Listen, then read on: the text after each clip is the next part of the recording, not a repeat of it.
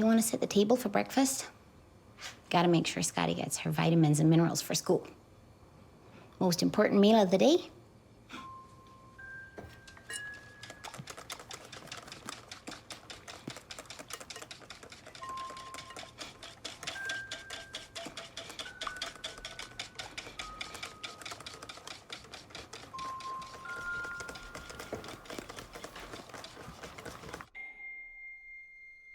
Fargo's 5th season may be, so far, its best.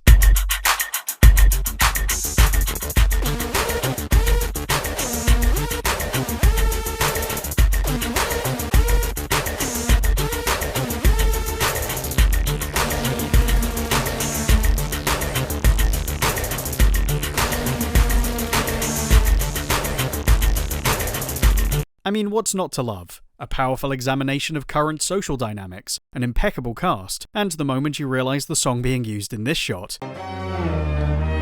There's a lot that keeps it within the voice showrunner Noah Hawley's established in the previous 4 seasons, examining storytelling and the reliability of narratives. But what's even more striking is how closely it takes cues from the original film, not unlike its very first season. With so many revivals, spin-offs and remakes, Fargo becoming a series at all is a fascinating and slightly bewildering idea. The original film, arguably the Coen Brothers' masterpiece, set an expectation at its opening with an old Hollywood cliché that this was based on a true story. It influences the audience's approach to the material going forward, a layer of apparent objectivity over a series of events depicted in the most subjective way possible. We're invited into the chaos that ensues after Jerry Lundegaard hires 2 offbeat hitmen to kidnap his wife, and the involvement of a curious policewoman. But we're also made to study who these people are, and what's really happening through a very particular tone, a streak of subtle absurdity throughout, and much of this may be more familiar than we'd like to admit. What you'd discover on further research, though, is that these events very much did not really happen, not in the way we were set up anyway, which is the point. It asks a lot about what we value of reality,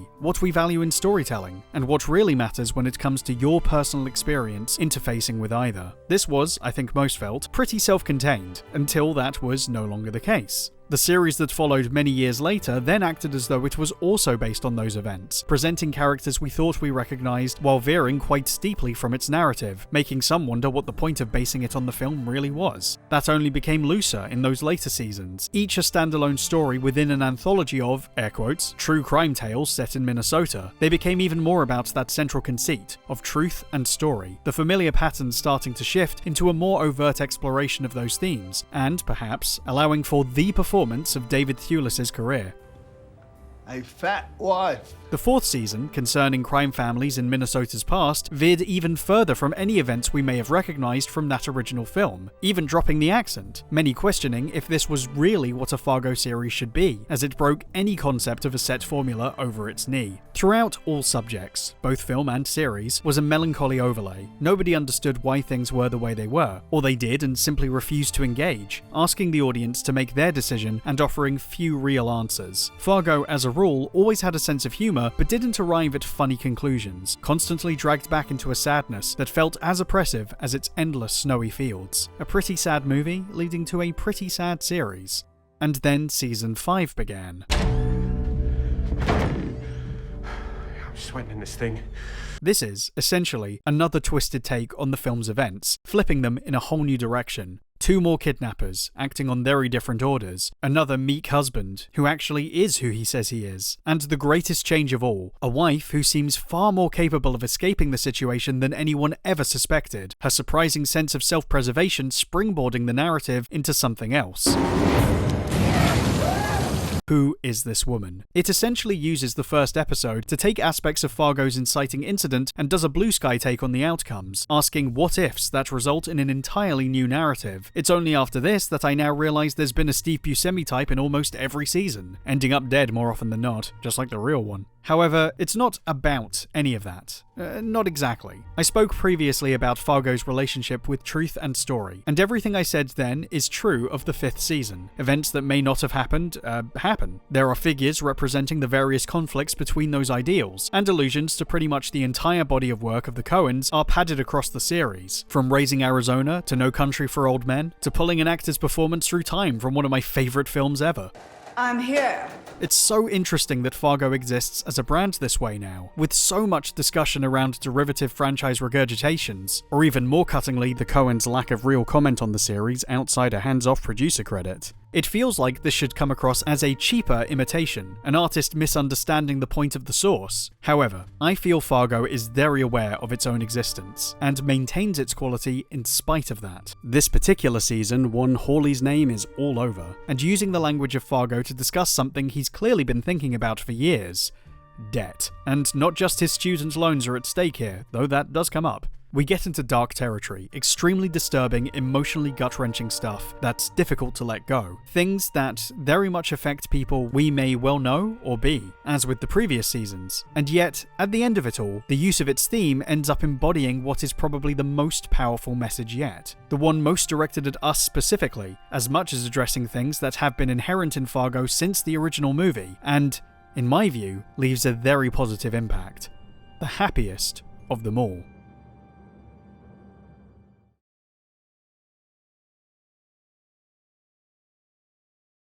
So, players on the board.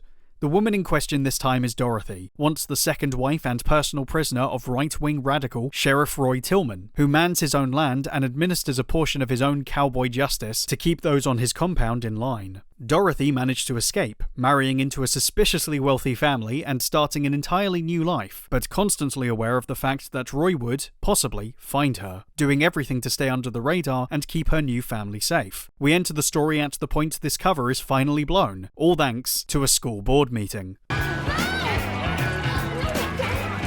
The explosiveness of the series, in such mundane circumstances, is still a huge part of its strength, straddling the Coen-inspired line of tragedy and comedy in the you betcha blanket of Minnesota niceness, to the point where this time it's defined to the viewer on screen from the start. I think this one though, despite feeling perhaps less grand than some of the others, somehow feels bigger, and much less constrained, the interpersonal war between parties even more direct than before, and put across by another extremely tight ensemble. If there's one thing Fargo was close to nailing every season, it's casting. One of the shows of the Prestige era where every actor always feels well chosen, the definition of playing with your favourite toys. I think we forget how stacked the lineup of season 2 was. Not only a bigger cast, but filled with names that are kind of unbelievable to think of sharing space now, but you know, was obviously doing something right. Anyway, it's also true here. Though there's a nice mix of cross-generational talents across TV history, from Dave Foley to Lamorne Morris to, it's Steve. Looked a bit like you, actually. Black boy.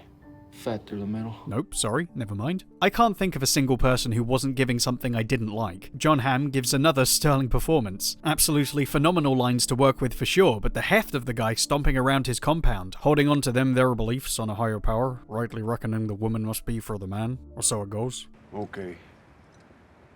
I get it now. This ain't just a slice. A full ham is served. Do you want a towel, or...? Does my discussing matters of state in moist repose bother you? Oh dear. Juno Temple's performance is the glue holding everything together though. Not only impressive because, in real life, she's not all that far away from my neck of the woods. Everything is performed with a front-facing quality, achieving intent with a look or movement, and clearly directed to mimic the intensity of an animal, constantly cycling through instinctive thoughts directed at personal survival and family protection. And they make a point of referring to her in this way multiple times. Housewife. Never do you mention she is for real a tiger. It's a great contrast from the animal-like patheticness of the film's portrayal of Mrs. Lundegaard, a headless chicken in a situation she should never have been in, but also a great contrast to previous leading ladies, like Peggy, someone always concerned with what was supposed to be hers or how to justify her actions after the fact. Dorothy lives only for the present, always responding directly to her situation that second, a wonderfully proactive character who you're always rooting for. So much fuss, and all I need is a bath. And you know, Calgon, take me away.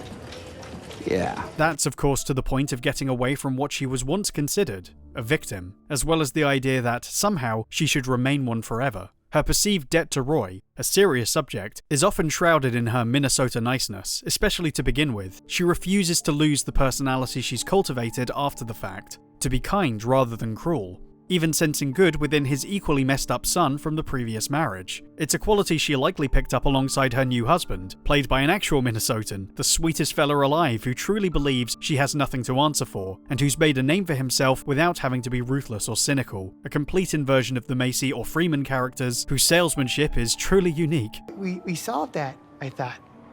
Give a car, get a car. His niceness, Minnesota niceness, is out in force in the season. The constant juxtaposition of kindness against cruelty, reality against fantasy, with a terrible event taking place on, quite pointedly, Halloween. Boys and girls of every age, would you like to see something strange? How much did that cost? My wallet hurts thinking about it. I mean, I wasn't expecting such a specific pull, but it's not the only one hiding in there. That kind of imagery leaps at you from the corners of the series at every turn. Be it the sugary fantasies of Disney, the cowboy fantasies of Roy's political presence, or the corporate fantasies of the Lyons family. Hell, the name is a clue. A few of them are. Dorothy Lyons, Danish graves. At one point, they even watched The Little Mermaid. But it's not the original. If you listen, it's the sequel, where the character has a daughter and gets pulled back into the life she left behind, where she's forced to watch her daughter become the thing she doesn't want, the thing she was in the previous film, and you can hear the reference coming from a mile away. Fish people. It's not a great film. The specifics of every reference isn't important though. What is important is the overall impression made by choosing to discuss fantasies and legends at all, leading to perhaps the cheekiest cut yet. The fantasies cover the harshest realities of Dorothy's abuse at the hands of the sheriff and his extremely unsubtle political views and personal values, seeing women as his property while making statements about his ambitions without challenge. Hawley's work has always felt more politically charged in this sense, though he claims it's all to represent much broader ideals. It's not unlike the Coens, who make very clear personal commentary on political issues while maintaining their extremely broad myth-making style. Either way, this one very much wants you to notice its time frame, and making direct reference to the time it's set in, with a lot of implied commentary even when nothing is specifically pointed at. I don't know if you need me to point out the two guys with eye patches turning quite literally a blind eye to what they're associated with, but you know, if you did want that, there it is. For free. There are incredibly obvious parallels to the perceived schism occurring within America, particularly the right, but also showing how individuals are finding ways to move within that system, for better or worse. So, nobody tricked you into that or forced you into it. You went willingly. At least the animals in the zoo fight. And just know that when you talk to me, you're talking to the zookeeper. There's no question that Jennifer Jason Leigh's Lorraine is presented unsympathetically. As Dorothy's incredibly wealthy mother-in-law, she's open about her ignorance of most people's lives, while constantly impressing the power of her own, and never hiding her disdain for anything small. I don't have dolls, Nana. I like ninjas. Is that some kind of cat? In a way, that's the fun of the character, as is this poster. Yet, when compared to Sheriff Roy, she comes through as the lesser of two evils, confronting and calling upon her perspective as a woman. Not always in the way you'd think. You want freedom with no responsibility. Son, there's only one person on Earth who gets that, yeah. The president. A baby. You're fighting for your right to be a baby. The experience of women is a real interesting thread. There are no prisoners when it comes to portraying any character's personal failings, the things they're perceived to have gotten wrong in their stories on the way to something better. But the women all have a shared language, an understanding completely removed from the past they've chosen, and making a point of their relationships with men, good and bad. We are $192,000 in debt. In that, a wife who is not reminding me all the time about negativity, you know? There's a point where Dorothy finds herself seeking out Roy's first wife, who appears to have built a commune for women in answer to Roy's, and actually serving as a barrier to Dorothy's goals. I gave you a home, 3 meals a day. What could I possibly owe you? You used me. You fed me to him so you could escape. We both made choices. You left your boy, too. Nor does she show a connection to her son, who has taken on his dad's qualities in an effort to be liked. But, interestingly, this might not be what it appears, on so many levels. A lot of implications on the matter are left up to us to decide. Correlations from the names to the words to even the sounds. Music choices in particular really colour the thoughts they're hoping to have run through your head. Levels of irony I couldn't have prepared for. It's kind of amazing.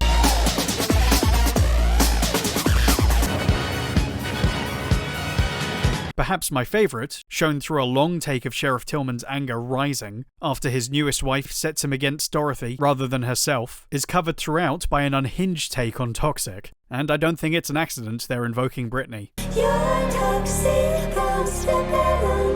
All the women respond to the truth behind Dorothy's past, either showing us aspects of her experience in their own lives or insinuating they recognize it and aren't able to simply set it aside. Yet the irony being that she does, or at least tries her best to do so. Dorothy certainly isn't incapable of engaging with it. Anytime Dorothy is swept back into Roy's actions, she single-handedly proves her worth, surprising the others with her power and never unable to figure out how to escape the situation and confront her captors, even if she doesn't go out of her way to seek revenge. Because nobody takes what's mine and lives.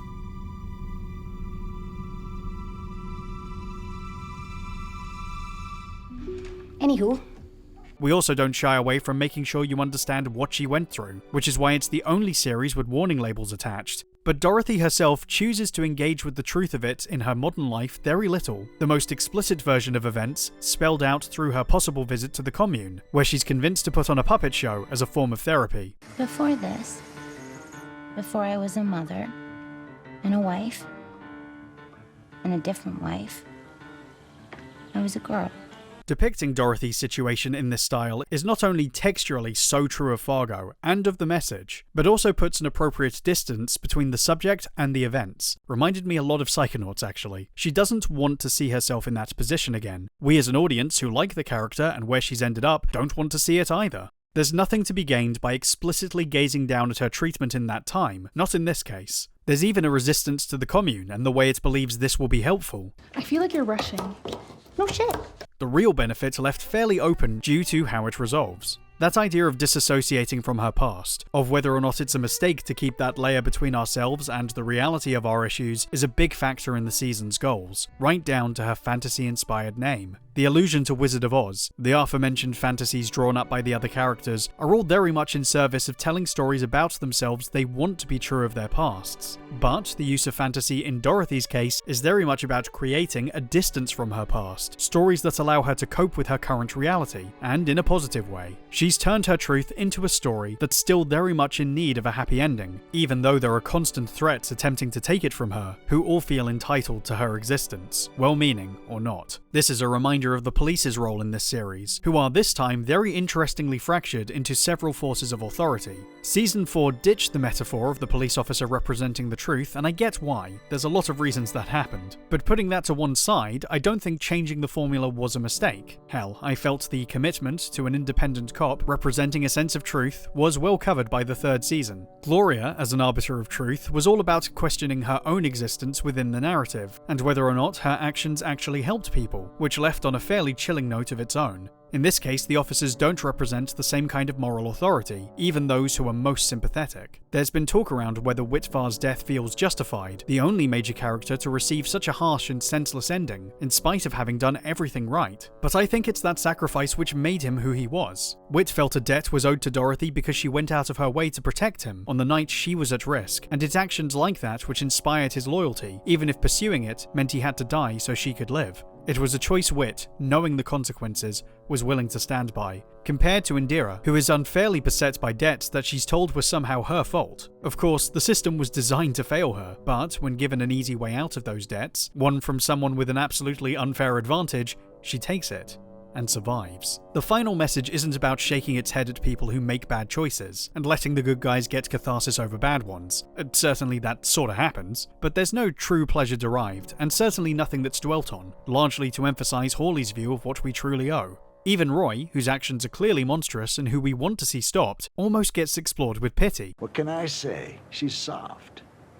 Maybe that's why you haven't killed her yet. Not today, old man. A feeling I don't think was true of certain previous heavies in the series. VM Varga was an irredeemable manipulator who actively ruined people's lives in order to benefit his own, and told fairy tales of corporate growth while disguised as someone beneath notice. Hansi was sympathetic in his disassociation with reality, but was happy to become as bad as everything else he saw, in a pretty remarkable prosthetic job, if that's what was going on there. It might not be. Lester was almost worse than Roy. For all his terrible actions, there's a notion Roy doesn't understand himself, convinced of his righteousness and genuinely disturbed at the thought he might be wrong, reacting to that in the worst possible ways. His morality, on his terms, made sense. See how this helps you.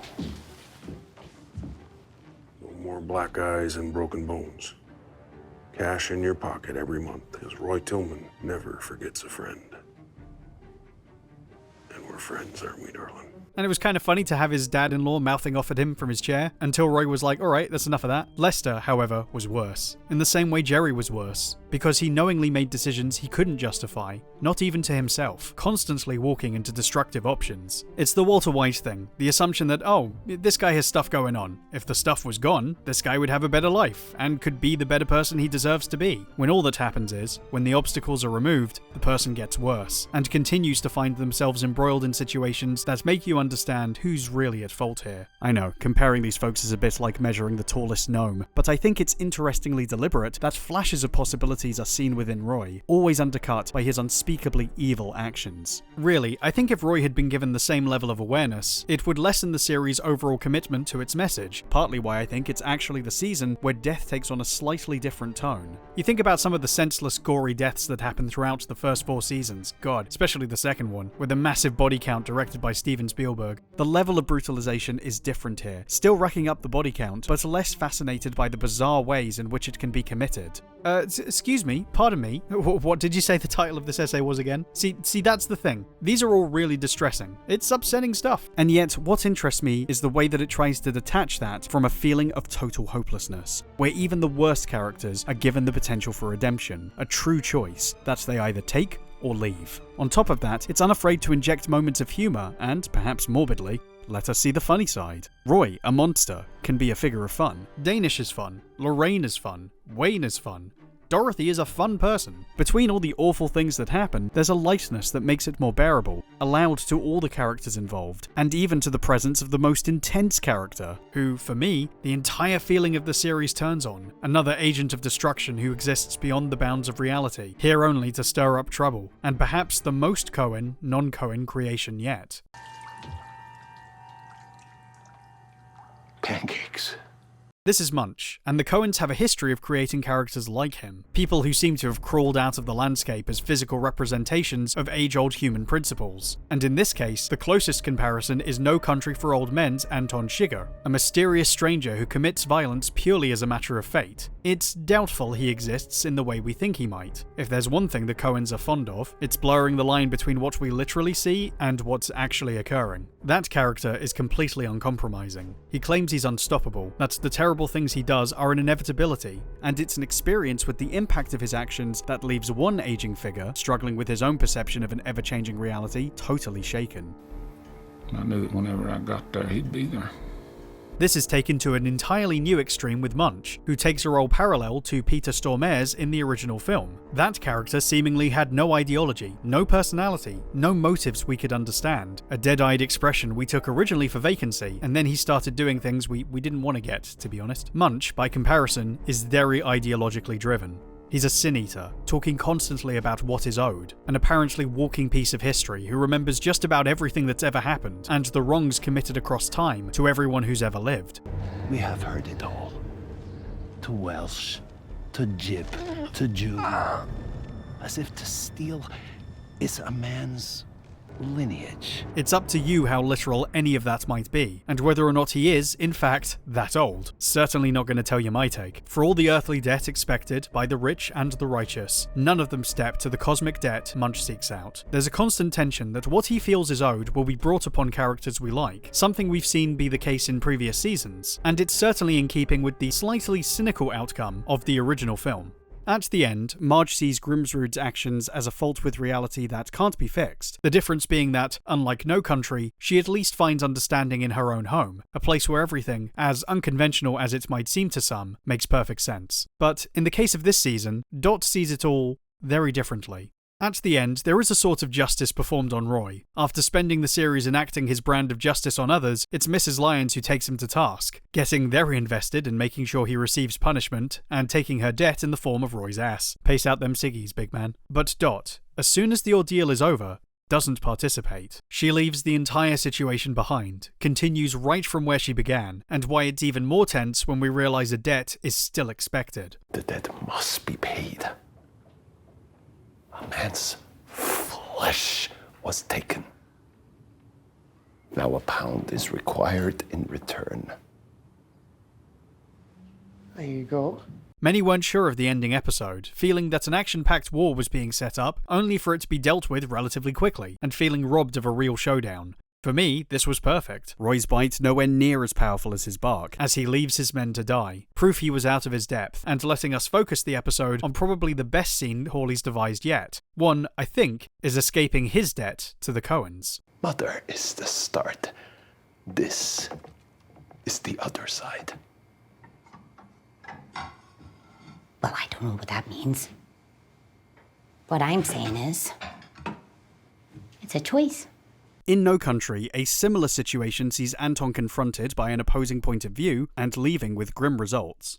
The worry is the same could happen to Dot, but if you've been following closely, then you'll understand why that outcome isn't on the cards for her at all. She hasn't got time to make you wild. The opening image of the show is a huge conflict. A crowd of ordinary people at what was supposed to be a school board meeting, shot almost like a zombie attack as Dorothy instinctively tries to avoid getting involved, leading to her arrest. And, crucially, we never find out the cause. That, in a nutshell, is the narrative philosophy, that conflict is inherently absurd. It can happen anywhere, at any time, for any number of reasons, but in the end, we have to set that aside and find a way out, or it will always leave us trapped, for no good reason at all. Lorraine claims debt is a choice, and there's a cruel reality to aspects of that, but holding that debt over others is a choice too, and one you can choose to let go. Not unfamiliar territory for Fargo. That way, whoever finds the first glove can just have the pair. There's a lot of conflict out there, a lot of people holding on to things they believe must always be the case, and must be paid forward onto those they meet. But there is equally a case being made for the validity of forgiveness, because it's the best possible way for you to get better, help the world be better, and leave a positive impact in doing so. Dorothy, whatever animal you believe she represents, is driven by the instinct to simply survive, through returning kindness wherever possible, and that there is no inherent evil in her desiring a life she finds fulfilling on her own terms, nor to want that for her child, who we see making their own choices in spite of the conflict around her as well. Yes, Dot's narrative isn't perfect. There's so much she wishes hadn't happened. She would give anything for this to have gone a different way, and when the opportunity arises, she does her best to face it down. But she also had the strength to forge a new path of her own. That, in the face of all the reasons it shouldn't work, does. It may be the most empowering message I've seen in ages. Finding sense in the senselessness is what we do, realizing that it doesn't matter what story is or isn't true, that what it means overall isn't as important as what it means to you. A theme I'm coming to appreciate more and more, as you can probably tell. For the first time, Fargo ends with great humour, with an uplifting scene that breaks Bisquick over the tragedy of what came before, not to belittle it, but to learn from it, to appreciate what is now possible. That, even in the worst circumstances, weighed down by the sins of everyone else, driven from his home, a man can choose to say no. A man can drop his need to be paid what's owed, and enjoy the company of others who want nothing but the best for him, to repay him with kindness simply because they want to. And, knowing this is possible, a man can smile.